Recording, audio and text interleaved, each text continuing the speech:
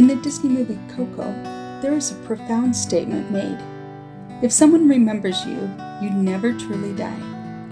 By creating the Joseph and Polly Knight Sr. Family Organization, we hope to keep the legacy alive that has been left to us by our faithful ancestors, who endured suffering and persecutions that we cannot even begin to understand. We honor them, we respect them, and we hope to keep them alive in our memories. So who were they?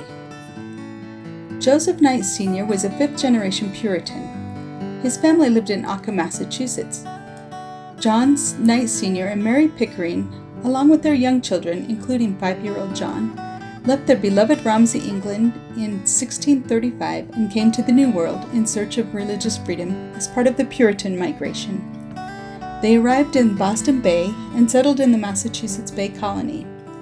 Puritan leaders zealously sought to prevent any independence of religious views, and many with differing religious beliefs were banished. Their children and grandchildren were living in Salem at the time of the now infamous Salem witch trials of 1692.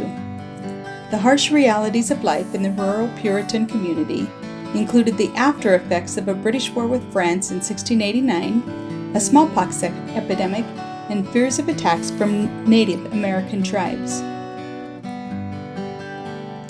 Joseph Knight Sr. was the oldest of 9 children, born to Benjamin Knight and Sarah Crouch. His siblings were Mary or Molly, Elizabeth, Benjamin Jr., Joel, Alfred, Anna, Sarah, and William. Joseph's father, Benjamin, was one of 129 soldiers who served in the Occam, Massachusetts militia during the Revolutionary War. Joseph was raised in a religious family as a Yankee Protestant. He was 2 years old when Paul Revere made his famous ride, and 3 when the Declaration of Independence was signed in 1776. He was 16 when George Washington became the first president of the United States. On May 19th, when Joseph was 8 years old, an unusual darkening of the day sky was observed over the New England states and parts of Canada that did not disperse until the following evening. For Joseph's religious family, this was seen as fulfillment of a Bible prophecy. A few days later, the Waxhaw Massacre of the Revolutionary War occurred, where surrendering American colonists were massacred. These 2 events may have been the cause for Joseph and his family leaving Massachusetts and settling in the southeast corner of Vermont in a small village called Marlborough, where they built a sawmill and farmed the land.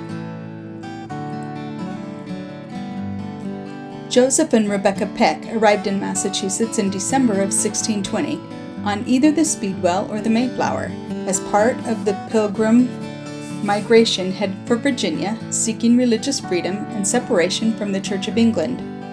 However, due to the lateness of the year, a leaky ship, and rough storms, the group landed in Provincetown Harbor, where the Mayflower Compact was signed. The Pilgrims formed the Plymouth Plantation along Cape Cod Bay's rocky shore, and then expanded out, creating a network of settlements, including Rehoboth, where the Pecks were sent. Nicholas Peck and Rebecca Bosworth were both born in the Plymouth colony and later married, forming one of the first all-American unions. 3 generations later, Polly's parents, Joseph and Elizabeth Reed Peck, left Massachusetts and settled in Guilford, Vermont. Polly Peck was the 6th of 13 children born to Joseph Peck and Elizabeth Reed. Her siblings were Esther, Joseph, Nicholas, Berthina or Bethany, John, Noah, Anna, Elizabeth, Hezekiah, Ezekiel, Benjamin, and Jonathan. Polly's family lived in Vermont, which was claimed by New York at the time. Polly grew up watching her father serve as the captain of the militia, and after years of military confrontation and unrest, Polly's family was granted land in New York as compensation for her father serving in the military and not getting paid, and the family moved there in 1788. However, Polly stayed behind in Vermont. It was the practice for young women to hire out to do household chores, and perhaps Polly had a good place of employment, or possibly she stayed behind to help older siblings who had settled in the area and were raising their young families. Joseph and Polly grew up during the Revolutionary War and heard much talk of war, independence, Articles of Confederation, and the Constitution. Polly was just 14 when her family moved to New York, leaving her behind in Vermont. Joseph was 23, and Polly was 21 when they were married. Joseph was described as a sober, honest, hardworking man who was generally loved and respected by all. Polly was a busy woman with a large family to take care of. They had an orchard and a large garden that Polly and the girls tended to, while Joseph and the men ran the mills and tended to the animals and fields. Polly and Joseph raised 7 children. Nahum was the oldest. He married Thankful and had 9 children. It is believed that Thankful's maiden name might have been Blackburn, although there is no documentation to prove it. Records show that Nahum and Thankful's second son, William, had the middle name of Blackburn, suggesting that was possibly the mother's maiden name, as was the common naming tradition of the day.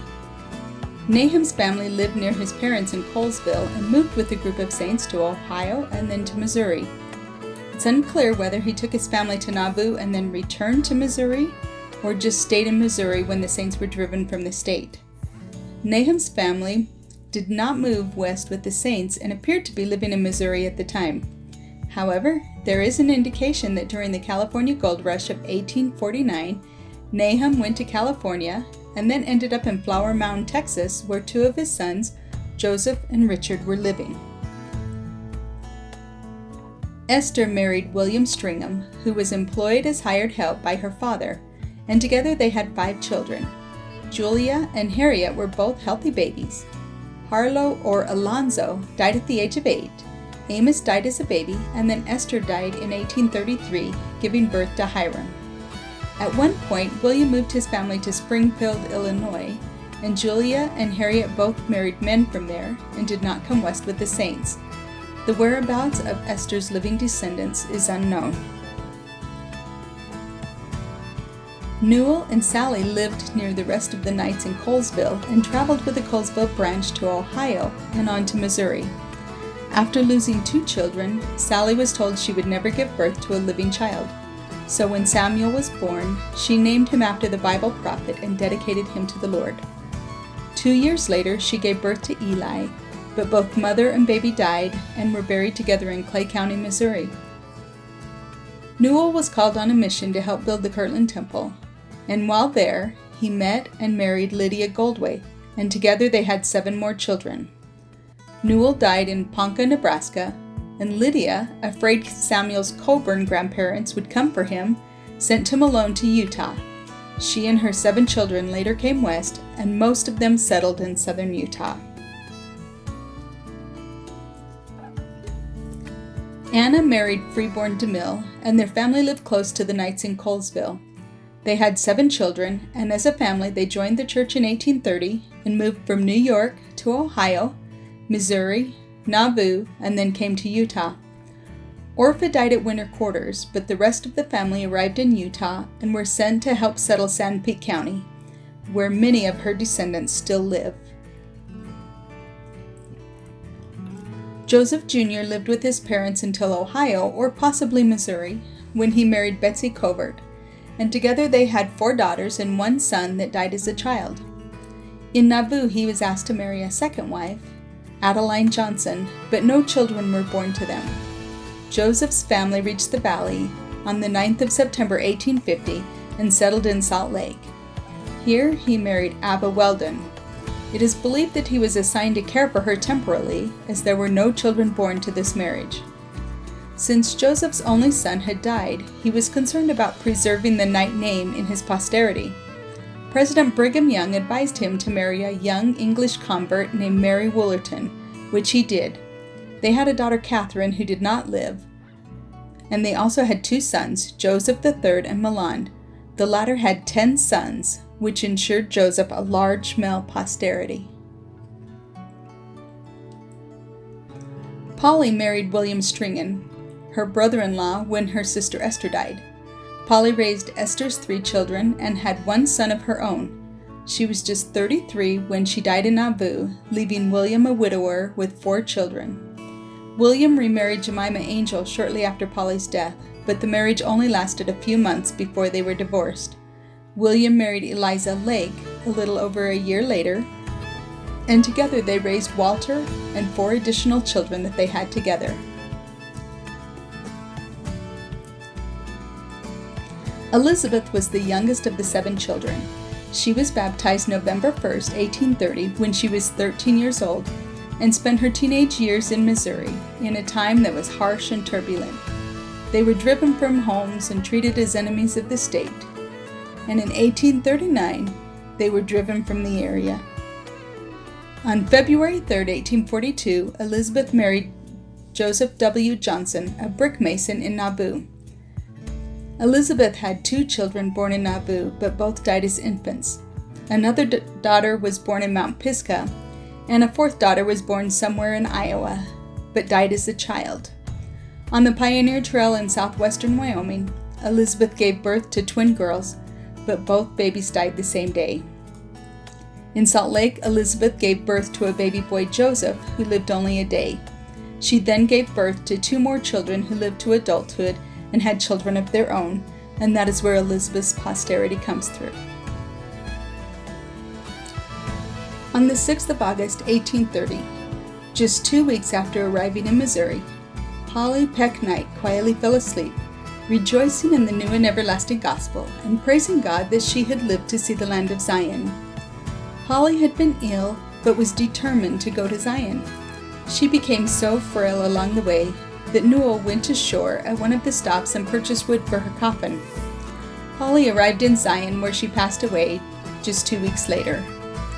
2 years after her death, at the age of 61, Joseph Knight Sr. married Polly's sister-in-law, Phoebe Crosby Peck, who had been widowed with 4 young children. Together they had 2 more children, Ether Crosby and Charles Colson, who passed away at the age of 3. Ether was born in Missouri, traveled across the plains as a teenager, married a Canadian immigrant in Utah, had 5 children in Utah while settling Draper, and then was sent to California, where 5 more children were born. He eventually died in San Francisco. Those who are the children of Joseph and Polly Knight. As you can see, a family is like branches on a tree. We all grow in different directions, yet our roots remain as one. We all have the Knight blood coursing through our veins, and their legacy is etched in our hearts. Today, Joseph and Polly's ancestors are sprinkled throughout most of the 50 states and in Canada, and sometimes it gets confusing to know which Polly, Elizabeth, or Sally we're talking about. Throw in Joseph, Newel, Samuel, and William, and it gets even more interesting. Using a word cloud generator, all of the names of Joseph and Polly's children and grandchildren were entered, and this is the graphic showing the common names. The Knight family were a close family.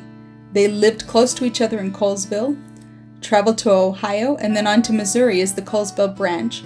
They endured persecution and loss together in Missouri, but rebuilt in Nauvoo. They were among the last to leave Nauvoo, helping straggling saints across Iowa, and most finally arrived in Utah. Once in Utah, they were sent to various parts of the state to settle. As the family grew, they were spread out across several states. In January 1842, Joseph Smith wrote a tribute to Father Knight and his loyal family, saying, "It shall be said of him by the sons of Zion, while there is one of them remaining, that this man was a faithful man in Israel." The prophet then promised that his name, meaning Joseph Knight Sr., shall never be forgotten. His posterity now living helped fulfill that promise, one friend made to another, so many years ago.